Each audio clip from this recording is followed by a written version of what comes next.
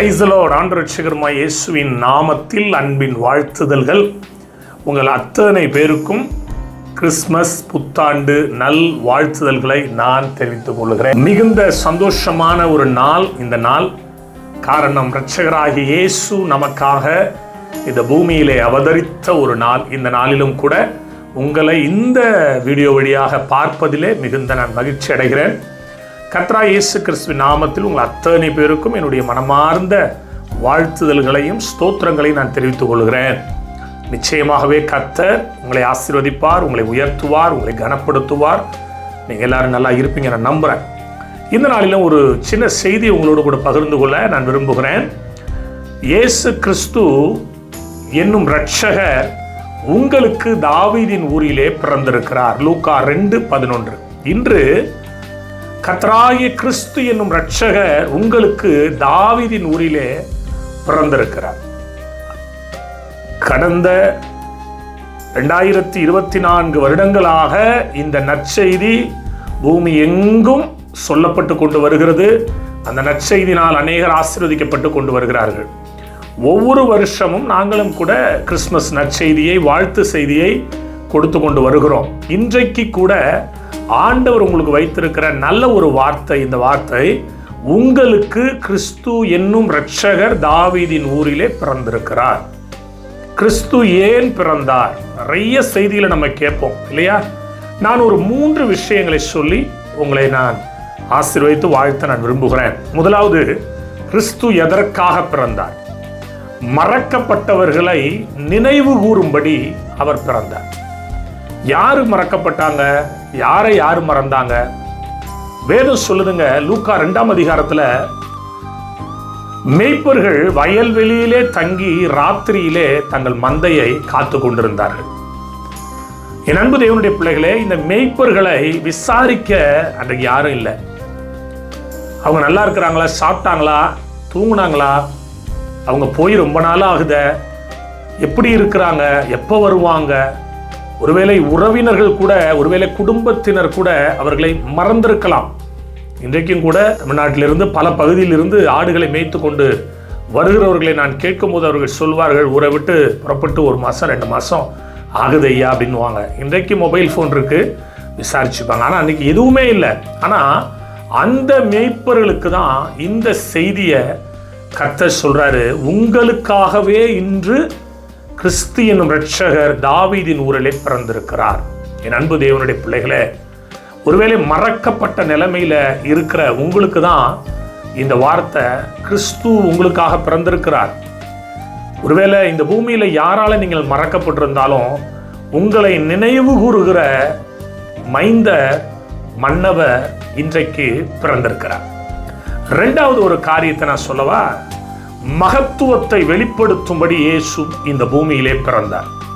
மகத்துவத்தை வெளிப்படுத்தும்படி. எங்க மகத்துவத்தை வெளிப்படுத்தினார்? இயேசுநாதர் பிறந்தார், வளர்ந்தார், 12 வயதாகுது.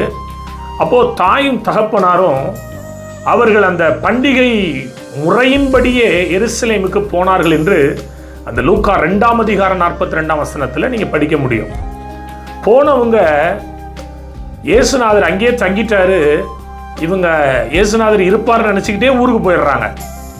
போயிட்டு அங்கே போய் தான் பார்க்குறாங்க இயேசுநாதர் இல்லை. திரும்ப அதே எருசலேமுக்கு திரும்பி வர்றாங்க. வரும்பொழுது இயேசுநாதர்கிட்ட கேட்குறாங்க, நீங்கள் இருந்துட்டியே, தாய் தகப்பன் கவலைப்படுவோம்னு நினைக்கலையா நீங்கள் அப்படின்னு சொல்லி கேட்கும்போது அவர் சொல்லுவார் ஒரு வார்த்தை, என் பிதாவுக்கு அடுத்தவைகளில் நான் இருக்க வேண்டியதென்று நீங்கள் அறியீர்களா? நல்லா கவனிக்கணும். இயேசுநாதரை பார்க்கும்போது அவர் உட்கார்ந்து அங்கே ஒரு சில வேத வசனங்களை குறித்து வினவி கொண்டிருந்தார் அப்படின்னு பைபிள்ல இருக்கு. பிதாவினுடைய மகத்துவத்தை வெளிப்படுத்தும்படி, பிதாவினுடைய சித்தத்தை செய்யும்படி அவர் வேதத்தில் நம்ம நிறைய இடங்கள்ல இயேசுநாதர் வாழ்ந்த காலத்தில் சொன்ன வார்த்தையை கேட்க முடியும். நானும் என் பிதா ஒன்றாகவே இருக்கிறோம், பிதாவின் சித்தத்தை செய்வதே என்னுடைய நோக்கம், என்னுடைய திட்டம் அப்படிலாம் சொல்லுவார். அப்போ இன்றைக்கு 2வதா நான் உங்களுக்கு சொல்றது எதுக்கு என்ன அப்படின்னா, மகத்துவத்தை வெளிப்படுத்தும்படி மரியாளின் பாலகனாய் அவர் பிறந்தார். மறக்கப்பட்டவர்களை நினைவுகூர பிறந்தார். மகத்துவத்தை வெளிப்படுத்த மரியாளிடத்தில் பிறந்தார். மூன்றாவது, மனுகுலத்தை ரட்சிக்க மன்னவராய் பிறந்தார். லூக்கா 19:10 நீங்க வாசிச்சீங்க அப்படின்னா, இழந்து போனதை தேடவும் ரட்சிக்கவுமே மனுஷகுமாரன் வந்திருக்கிறார். என் அன்பு தேவனுடைய பிள்ளைகளே, அப்போ யோவான் சுவிசேஷ பகுதியில அவர் தெளிவாய் சொல்லுவார், எனக்கு தந்தவைகளில் நான் ஒன்றையும் இழக்க விரும்பவில்லை. நல்லா கவனிக்கணும். அப்போ மனுகுலத்தை ரட்சிக்க, அதான் மனுஷர் பேரில் பிரியமா, மனுஷர் பேரில் பிரியம், எனவே மனுஷர் பேரில் உண்டான பிரியத்தின்படி அவர் பிறந்தார். என் அன்பு தேவனுடைய பிள்ளைகளே, ஒருவேளை எவ்வளவோ கிறிஸ்துமஸ் செய்தி நம்ம கேட்டிருப்போம். இன்னைக்கு ஆண்டவர் உங்கள்கிட்ட சொல்றது, மறக்கப்பட்டவர்களை நினைவு கூற பிறந்தார், மகத்துவத்தை வெளிப்படுத்த மரியாளின் மைந்தனாக பிறந்தார். மூன்றாவது, மனுகுலத்தை ரட்சிக்க அவரிடத்துல வருகிற எல்லாருக்கும் ரட்சிப்பை கொடுத்தார். விபச்சாரத்தில் கையுமையுமா மிடிப்பட்ட ஒரு ஸ்திரீ வரும்பொழுது கூட ஆண்டவர் மன்னிக்கிறார். ஒருவேளை பாவியாகிய சகேயு லூக்கா 19 கர்த்தர் மன்னிக்கிறார். ஒருவேளை பின்மாற்றத்துக்கு நேராய் போன இளையகுமாரனை ஒரு ஊமையின் மூலமாய் அவர் சொல்லி தன்னுடைய மன்னிப்பின் மாண்பை வெளிப்படுத்துகிறார். அப்போ இந்த இயேசுநாதர் எதற்கு பிறந்தார்? நிறைய விஷயங்கள் சொல்லலாம். அதுல இந்த வருஷத்திற்கு அடியேன் மூலமாய் சொல்லுகிற காரியங்கள், மறக்கப்பட்டவர்களை நினைவு கூற, மேய்ப்பர்களை நினைத்தருளி அந்த மறக்கப்பட்டவர்களுக்கு தான் முதல் சுவிசேஷம் அறிவிக்கப்படுகிறது.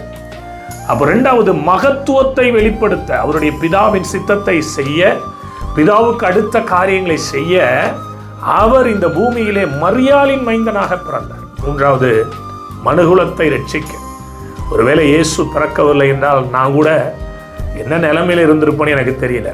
எத்தனையோ பேர் இன்னைக்கு ஆண்டவருடைய ரட்சிப்பினால இன்றைக்கு நல்லா வாழ்றாங்க, நல்லா இருக்கிறாங்க. காரணம் என்ன? அவர் பிறந்தார், நமக்காக பிறந்தார். அந்த தெய்வத்தை இன்றைக்கு உங்களுடைய உள்ளத்தில் நீங்கள் ஏற்றுக்கொள்ளுங்கள். உங்கள் உள்ளத்திலே அவர் பிறக்கும்படி ஒப்புக் கொடுங்கள். நிச்சயமாகவே உங்கள் குடும்பத்தில் ஒருவேளை நீங்கள் எந்த இடத்துல மறக்கப்பட்டிருந்தாலும் கடவுள் உங்களை நினைக்கிறார் அப்படிங்கிற ஒரு மிகப்பெரிய தைரியம் உங்கள் இருதயத்தில் இருக்கும்.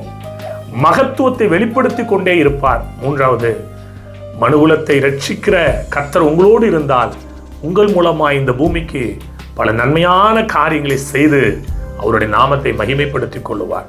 எனவே கிறிஸ்து இன்றைக்கு நமக்காக பிறந்திருக்கிறார். அந்த பிறந்த இயேசுவை உங்கள் உள்ளத்திலே பிறக்க வையுங்கள், ஒப்புக் கொடுங்கள். ஆண்டவருக்கு மகிமையை செலுத்தும்படி ஒரு வாழ்க்கை வாழ நீங்கள் ஒப்புக் கொடுத்து பாருங்கள். உங்கள் உள்ளத்திலே இயேசு இன்றைக்கு பிறக்கிறார். இந்த பூமியிலே நம்மை ரட்சிக்க பிறந்தார், நம்மை வாழ வைக்க பிறந்தார், நம்மை நேர்த்தியாய் பிறந்தார். கர்த்தருடைய மகத்துவத்தை நம்மிடத்தில் வெளிப்படுத்த, உலகத்தால் மற்றவர்களால் மறக்கப்பட்டு நம்மை சேர்த்து கொள்ள, ஒருவேளை உலகத்தினுடைய பாவத்தில் அடிபட்டிருக்கிற நம்மளை கர்த்தர் ரட்சித்து தம்முடைய சாயலாக மாற்ற இன்றைக்கு கிறிஸ்து இயேசு உங்களுக்காக பிறந்தார். சந்தோஷமாய், மகிமையாய், சந்தோஷமாய் இந்த வார்த்தைகளை ஏற்றுக்கொண்டு அதை அப்படியே அங்கீகரித்து பாருங்கள். நிச்சயமாகவே ஒரு பெருத்த சமாதானம் உங்கள் வாழ்வில் இருக்கும். கர்த்தர் தாமே உங்களை ஆசீர்வதிப்பாராக. மீண்டும் ஒரு விசை உங்கள் அத்தனை பேருக்கும் இயேசுவின் வல்லமை ஊழியத்தின் சார்பாக, என்னுடைய குடும்பத்தின் சார்பாக கிறிஸ்மஸ் நல்வாழ்த்துதல்களை தெரிவித்துக் கொள்கிறோம். கர்த்தர் உங்களை ஆசீர்வதித்து உங்களை பெருக பண்ணுவாராக. God bless you all.